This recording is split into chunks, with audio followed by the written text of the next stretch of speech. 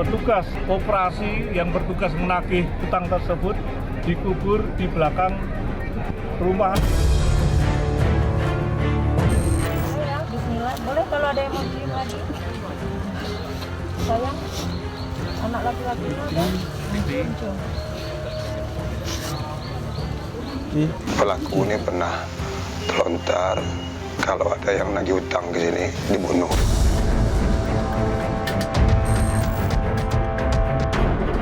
Udah panik, hilang akal lah Pak, ambil cangkul putar, udah tuh saya pukul.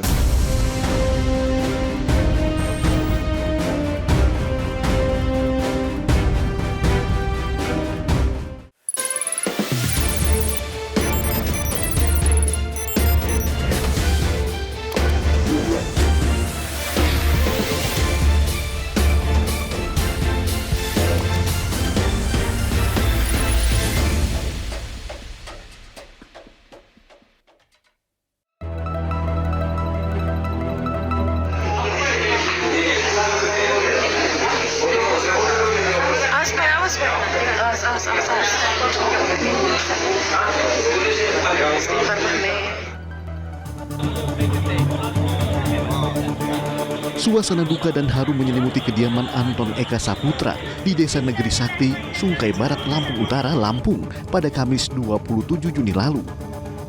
Sebelum ditemukan tak bernyawa pada 8 Juni 2024, Anton yang bekerja sebagai penagih utang di Koperasi Simpan Pinjam Karya Rizky Mandiri pamit kepada anak dan istrinya untuk menagih utang nasabahnya. Terakhir pamit mau pergi kemana suaminya? Ya pergi kerja. Seperti apa dia bilang? Ya dia pamit cuma sama anak karena saya masih tidur kan gitu. Jadi dia pamit sama anak aja gitu aja. Ya kayak biasanya. Korban ini adalah penagih koperasi, kemudian kebetulan yang distro ini itu adalah nasabahnya. Kami tanya dengan teman-temannya, itu adalah cuma satu di sini. Kami coba cek di CCTV yang ujung, itu memang ada korban mengarah ke sini. Setelah 18 hari dinyatakan hilang, jasad Anton ditemukan terkubur dengan cara dicor di dalam kolam ikan yang berada di belakang ruko toko pakaian di kawasan Maskarebet, Kecamatan Alang-Alang Lebar, Palembang, Sumatera Selatan. Jasad korban berhasil ditemukan setelah polisi menangkap salah satu pelaku di Batam, Kepulauan Riau. Mendasari keterangan daripada tersangka yang kami lakukan penangkapan di Batam, mayat daripada korban yaitu petugas koperasi yang bertugas menagih utang tersebut dikubur di belakang rumah ataupun halaman daripada ruko tersebut.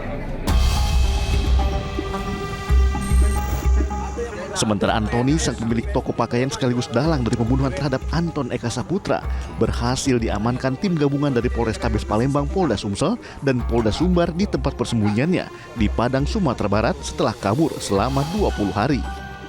Yang darah di rumah itu belum tahu saya. Itu belum tahu. Belum. Waktu saya pulang karter itu tidak tahu. Tidak tahu Pak, selama saya tinggal itu nggak pernah pakai karter. Saya bisa panjang tuh. Jadi yang cewek beli semen. Ya. Kamu suruh. Ya. Antoni tiba di Palembang pada Sabtu 29 Juni 2024 melalui Bandara Sultan Mahmud Badarudin II. Dengan tangan di borgol, Antoni langsung digiring petugas untuk dibawa ke markas kepolisian Polrestabes Palembang. Pak, mikir Pak, kamu Pak, tombol uang Pak.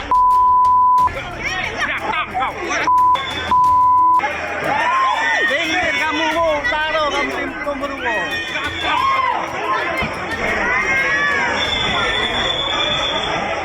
Kita berhasil menangkap pelaku utama, otak pelaku pembunuhan berencana di wilayah Sumatera Barat. Pembunuhan yang dilakukan oleh Antoni dan dua rekannya terjadi usai Anton menagih utang sebesar 10 juta rupiah ke Antoni, yang merupakan nasabah dari koperasi tempat korban bekerja via telepon. Namun bukannya membayar utang, Antoni justru ingin menambah utang lagi. Permintaan tersebut ditolak oleh korban hingga keduanya terlibat cekcok. Di hari dan tanggal yang sama, Antoni yang kesal menghubungi Kelvin yang merupakan karyawan toko, sekaligus keponakan istrinya untuk merencanakan pembunuhan. Di hari Sabtu 8 Juni 2024 pukul 8:10, Kelvin mengajak pelaku lainnya, yaitu Pongki Saputra, teman satu indokosnya, untuk menemui Antoni. Pukul 10 pagi, Pongki dan Kelvin tiba di toko pakaian yang menjadi lokasi pembunuhan untuk menjumpai Antoni. Ketiganya membuat strategi pembunuhan sembari menunggu korban yang akan datang untuk menagih bunga pinjaman. Untuk melancarkan aksi kejamnya, Antoni bahkan telah mematikan CCTV di tokonya. Pukul 10.30, korban tiba di toko pelaku. Pada waktu bersamaan, Kelvin dan Pongki juga datang ke toko dengan pura-pura menjadi pembeli. Saat korban lengah, Pongki langsung menghajar kepala bagian belakang dengan menggunakan kunci besi berukuran 75 cm yang sudah disiapkan sebelumnya. Melihat korban tersungkur, Kelvin pun turut menjerat lehernya dengan menggunakan sling. Ketiga pelaku terus menghajar kepala korban dengan kunci besi hingga meregang nyawa. Setelah Anton dipastikan tewas, ketiga pelaku mengangkat tubuh korban ke kolam ikan di belakang ruko dan mengecornya. Sakit hati dan korban saudara Anton ini pegawai daripada sebuah koperasi, kemudian memiliki seorang debitur, saudara Antoni, yang bertindak sebagai pihak yang berhutang kepada Koperasi Karya Rizky Mandiri sebesar 5 juta. Kemudian singkat ceritanya hutang tersebut membengkak dengan bunga yang ada menjadi 24 juta. Pada akhirnya terjadi perdebatan dan berakhir dengan pemukulan serta pembunuhan berencana. Tak hanya merampas nyawa korban, ketiga pelaku juga menguasai harta bendanya. Total uang yang diambil Antoni dari tas korban mencapai 35 juta rupiah. Pelaku Pongki juga mengambil sepeda motor dan ponsel korban. Dalam rekonstruksi yang digelar pada Kamis 11 Juli 2024, ketiga pelaku menjalankan 45 adegan, mulai dari perencanaan hingga menguburkan korban. Hukuman mati. Hukuman mati. Hukuman mati. Hukuman mati. Hukuman mati. Hukuman mati. Keluarga dan rekan kerja korban yang turut hadir melihat jalannya rekonstruksi menuntut hukuman mati untuk ketiga pelaku. Kalau melihat rekonstruksi, ya lagi-lagi kita nunggu putusan pengadilan. Ini sudah jelas bahwasannya dugaan pembunuhan berencana. Karena dari proses dia melakukan pembunuhan itu ada rencana, ada jeda. Ada jeda dan ada niat, kemudian ada setting waktu. Seorang wanita penagih utang di sebuah koperasi simpan pinjam di Kabupaten 50 Kota, Sumatera Barat juga meregang nyawa di tangan nasabahnya. Bagaimana kronologinya? Selengkapnya hanya di iNews File sesaat lagi.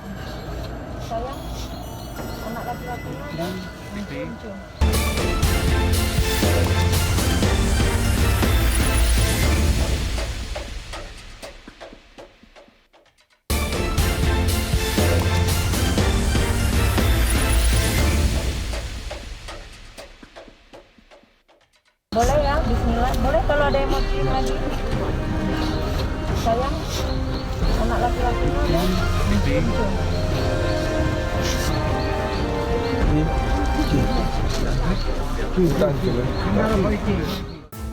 Feni Ria Andriani, Ketua Kelompok Nasabah Permodalan Nasional Madani (PNM) membina ekonomi keluarga sejahtera di Kabupaten 50 Kota, Sumatera Barat, tewas mengenaskan di tangan nasabahnya. Tak hanya dibunuh secara sadis, jasad ibu rumah tangga ini dibakar hingga hanya tersisa tulang belulang. Mana anak laki-lakinya? Andi, Mira bawa dalam ni. Sini nak, sini sayang. Doain mama, cium mama dulu terakhir sayang. Bismillah, bismillah. Buat nak.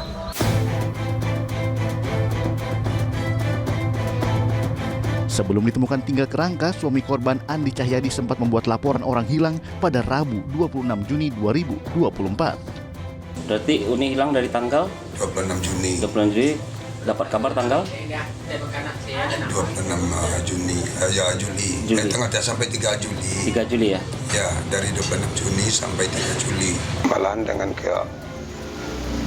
pelaku ini pernah terlontar.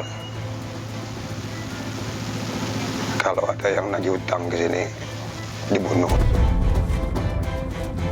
Itu sempat bayar itu. Kalau tagihan macet, udah ada sekitar 1 tahun lebih yang macet sama tersangka. Mirisnya, pelaku merupakan orang dekat korban yang saling mengenal sejak kecil. Kami keluarga dengan pelaku ini kenal dekat. Malam pernah tidur, makan di rumah waktu kecilnya itu. Kami pun nggak menyangka.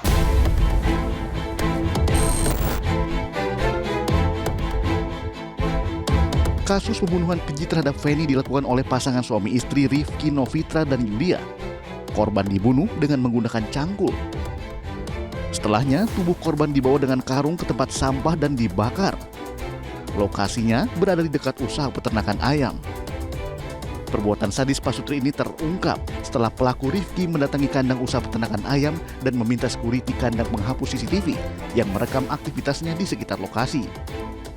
Karena curiga, security kemudian melaporkan kepada suami korban yang kemudian meneruskan ke polisi.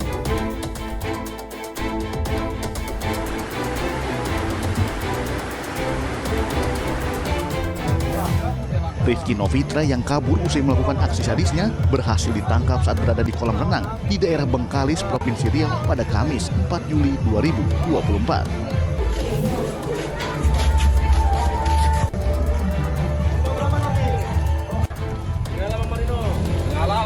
Pukul dengan apa? Dengan cangkul. Ke arah mana dipukul? Ke arah melingkong. Bahwasanya rekan ini melakukan pemukulan sebanyak 2 kali. Ya, 2 kali ke arah bagian kepala belakang dan mengeluarkan darah dan sempat dibiting sehingga tak sadarkan diri, kemudian dibawa menggunakan motor dengan menggunakan atau dibawa dengan karung menggunakan sepeda motor milik korban. Nah, itulah yang nampak di CCTV. Untuk mengkamuflase bau bakaran dengan apa tersangka, Pak? Berdasarkan keterangan dan kesesuaian juga, misalnya di sana itu ada bekas ban, dan keterangan dari tersangka sendiri ataupun diduga pelaku ini dan RN ini menggunakan ban sebanyak 2 buah untuk menutup bau pasir dibakar dan juga menutupi dengan dahan-dahan atau daun-daun di sekitar jenazah ini.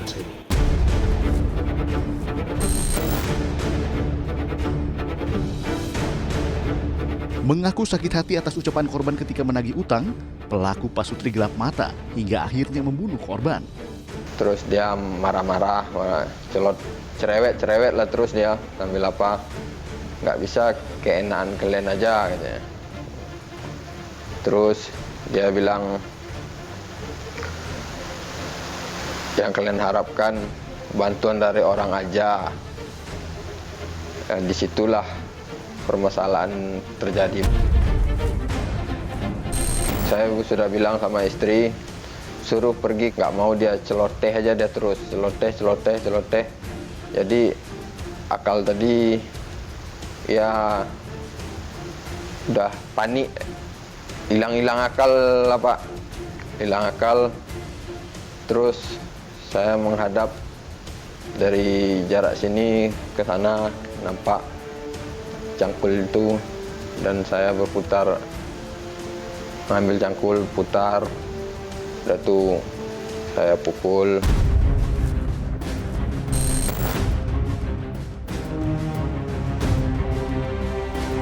Kedua tersangka dijerat pasal 338 junto pasal 56 KUHP dengan ancaman hukuman 15 tahun penjara.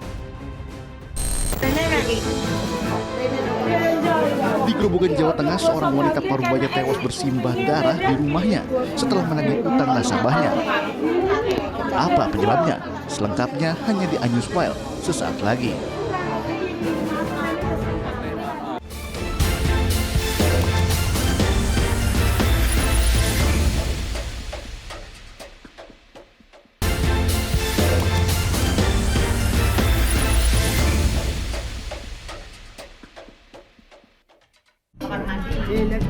Kapan buka jejal bukaan lah? Nggak usah dibuka apa? Ayo mahal ikan. Kadang kami video kan ada. Rene lagi. Kok udah gosok kabeh karena esik kupingnya merah ki. Gosok kabeh.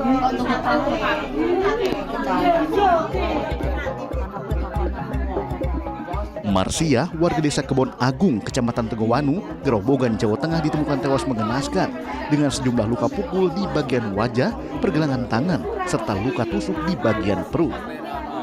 Jasad korban pertama kali ditemukan oleh keponakannya yang hendak memberi makanan pada Senin 20 Mei lalu. Korban tewas telah dibunuh Agus Oki Saputra yang merupakan nasabah korban. Saya ke sana mengetok pintu juga, tapi nggak ada jawaban. Kemudian saya mencoba mendorong pintunya, nggak terkunci. Kemudian saya masuk, sudah menemukan korban tergeletak di depan kamarnya. Awalnya saya berpikir korban itu jatuh ya. Kemudian saya mencoba memegang nadinya, sudah tidak ada. Selang beberapa jam setelah jasad Marsia ditemukan, Bagus Oki Saputra diringkus di rumahnya tanpa perlawanan pada Selasa 21 Mei 2024. Korban ini pekerjaan sehari-harinya adalah sebagai pemberi hutang. Dan korban ini, pelaku atau tersangka ini adalah salah satu kliennya. Jadi istri dari si tersangka adalah klien dari korban atau yang biasa menghutang kepada korban. Pembunuhan berencana tersebut terjadi ketika pelaku Bagus Oki Saputra yang bekerja sebagai buruh bangunan mendatangi rumah korban Marsia pada Minggu 19 Mei 2024 sekitar pukul 10 malam. Berdalih hendak bertamu, Bagus sudah menyelipkan sebilah pisau di celananya. Tanpa basa-basi, Bagus langsung membekap mulut korban dan menganiayanya menggunakan senjata tajam. Untuk menghilangkan barang bukti, Bagus bahkan sempat membersihkan bekas darah korban. Selanjutnya Bagus pergi dengan membawa ponsel dan uang korban 9 juta rupiah. Esoknya pada Senin 20 Mei 2024, korban ditemukan keponakannya dalam keadaan tewas bersimbah darah. Beberapa kali rencana yang tidak sempat dilaksanakan dan pada hari kejadian yaitu Minggu tanggal 19 Mei malam akhirnya dia datang ke rumah korban, sempat cekcok dan kemudian korban dihabisi dengan pisau yang sudah disiapkan dari rumah. Perencanaan pembunuhan dilakukan Bagus setelah mendengar korban menyebutnya kere saat ditagih utang. Dengar kata-kata kere nggak mau bayar utang dari siapa? Dari tangga atau dari siapa? Siapa? Korban. Langsung dari korban. Kamu diomongin gitu. Oh, terus sakit hati. Kriminolog Luki Nurhadianto menyebut orang yang tak bisa membayar utang cenderung emosional sehingga bisa memicunya melakukan tindak kekerasan yang berujung kematian. Mereka menganggap apakah saat kemudian mereka ditagih utang maka itu bukan merupakan kewajiban untuk melunasinya yang bahkan berakibat pada terjadinya pembunuhan. Apa yang mereka lakukan adalah bentuk pelampiasan secara emosional di tengah mereka tidak dapat melakukan pelunasan terhadap utang. Berani berutang seharusnya berani juga membayar serta menanggung segala resikonya. Kesal ataupun sakit hati karena ditagih utang bukanlah alasan pembenar membunuh korban. Karena hukuman dan karma Tuhan pasti akan datang. Jadi jangan bilang Anda tidak tahu akan permasalahan ini karena kami sudah memberitahukannya.